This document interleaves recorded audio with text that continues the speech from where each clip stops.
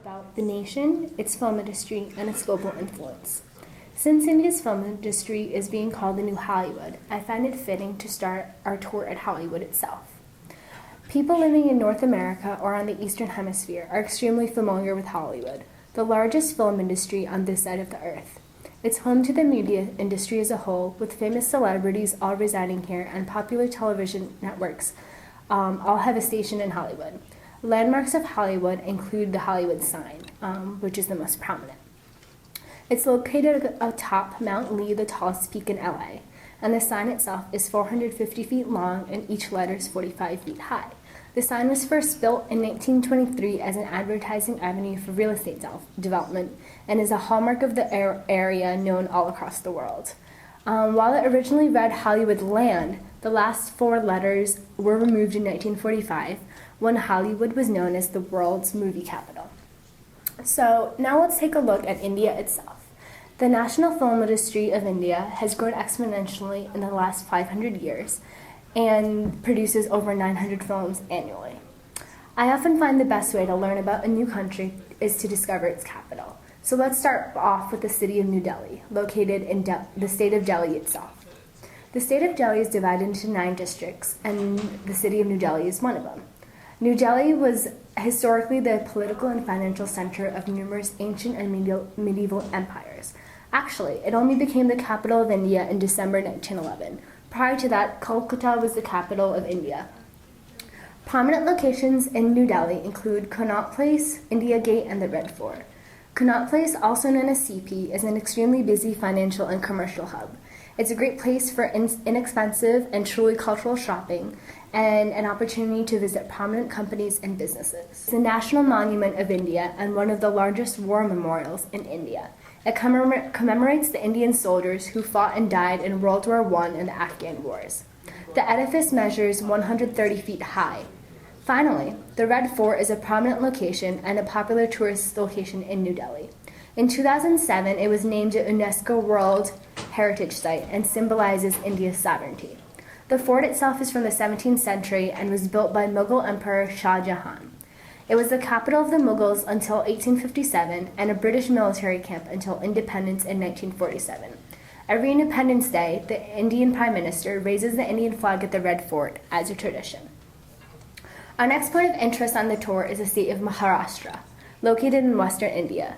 The state of Maharashtra is the home to Harishchandran S. Bhatwadekar, the first Indian to make a film. His alias is Savaleda, and his first film, titled Return of the Wrangler Paranjabi, was made in 1901. The Indian film industry has grown exponentially since, and by the 1940s, cinematography was well established all over India. The 1950s is known as the golden age of Indian popular cinema. Maharashtra is also home to Mumbai, India. Known as Bombay during the British Empire, this is India's second largest city and the center of India's film industry of Bollywood. It's also the center of many major Indian TV and newspapers, including Zee TV and the Times of India. The Bollywood industry is focused on Hindi films and annually makes about 150 to 200 movies. Filmmakers in the area are always making new developments in regards to cinematography, technicalities, and overall technology. Some prominent films from the area and industry include Raj Kapoor's Awara, K. Asif's Mughal-e-Azam, and Ramesh Sippy's Sholay. Statistics indicate that the city of Mumbai and the Bollywood industry has seen a dramatic increase in film production more recently, since about 1995. Points of interest in the city include the Elephant Caves and the Film City. The Elephant Caves was named a UNESCO World Heritage Site in 1987. Located about 6 miles from Mumbai at the Mumbai Harbor, it is a location of 2 groups of sculpted caves, one Hindu and one Buddhist. The Hindu caves contain scriptures dated back to the 5th and 8th centuries, dedicated to the god Shiva.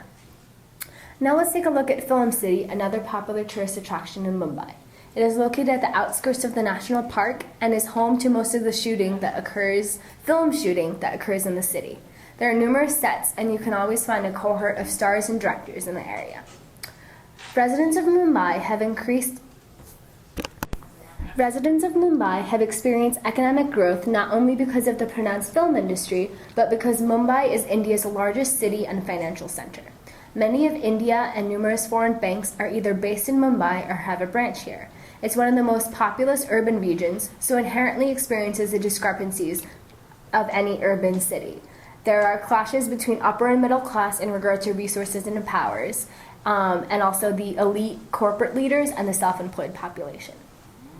Let's continue our journey and travel to the eastern portion of the nation and visit the city of Kolkata. Kolkata is located in the state of West Bengal and is the third most populous metro area in India. As previously mentioned, it was the former capital of India during the British Empire. The city has transformed from being a center of education, science, and culture, but since 1954 has been plagued by political violence and economic stagnation. As most urban locales, it does struggle with poverty and pollution. I've included Kolkata in the Tour of India because of its historical importance in India and British colonization, but also because it is the central locale for the Bengali film industry. Let's take a look at the city of Hyderabad, located in the city of Andhra Pradesh, about 942 miles away. Hyderabad has become the center for industrial technologies, or the IT industry, a growing industry all over India. It also is home to the largest film studio, Ramoji Film City, and the Telugu film industry, known as Tollywood.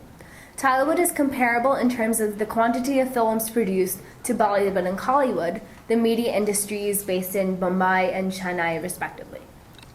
The Ramoji Film City, or RFC, spans 2,000 acres and opened in 1996. It is equipped for pre- and post-production of films, as well as the regular shooting itself. More recently, there has been an increased rate of dubbing films in Hindi, Telugu, and Tamil. More recently, there is an increasing trend of dubbing films in Hindi, Telugu, or Tamil. By translating films popular in other parts of the country, citizens of Hyderabad and Telugu-speaking individuals across India gain exposure to other subjects, actors, and film. This also increases the variety of films produced in Tollywood and helps the city's economic growth. The next stop on our tour is Chennai, a major port city in South India, located 395 miles away from Hyderabad. Kollywood, the Tamilian film industry, is based in the Kodambakkam district of Chennai, India. Chennai is quite the cosmopolitan city and has a unique mix of cultures and influences from all around India. The Tamil film industry began with silent films and those related to Raja kingdoms. Currently, Chennai is the home to the film industries of other languages, including Malayalam, Telugu, and Kannada. It continues to grow and has become most popular in regard to film music. Artists such as A.R. Rahman, Haris Jayaraj, and Ilayaraja are based in Chennai and one of the most famous in India and abroad. The influences of Indian film have become international.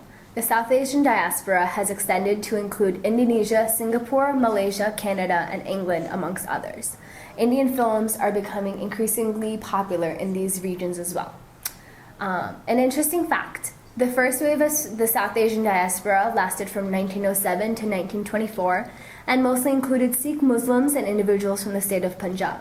The second wave began in 1965 and continues to the present. It mainly includes professionals, prospective graduate students, and their families. The influence of Indian film has also become quite prominent in the United States. Having grown up in the US, I'm familiar with the influence of films here. In most suburban communities along the East Coast, there are large Indian communities and those based on language or region of India. For example, Tamil, Bengali, or Telugu communities. They form a social network and outlet for religious and cultural celebrations for the citizens of that area. The Indian film industry in this context serves primarily as a social activity, and movie showings are always well attended. I'm excited to see how the trends change for the future and how future generations of Indians living in India and abroad will receive the Indian film industry. Well, that concludes my tour, and I hope you enjoyed it and it was entertaining and informative. Thanks.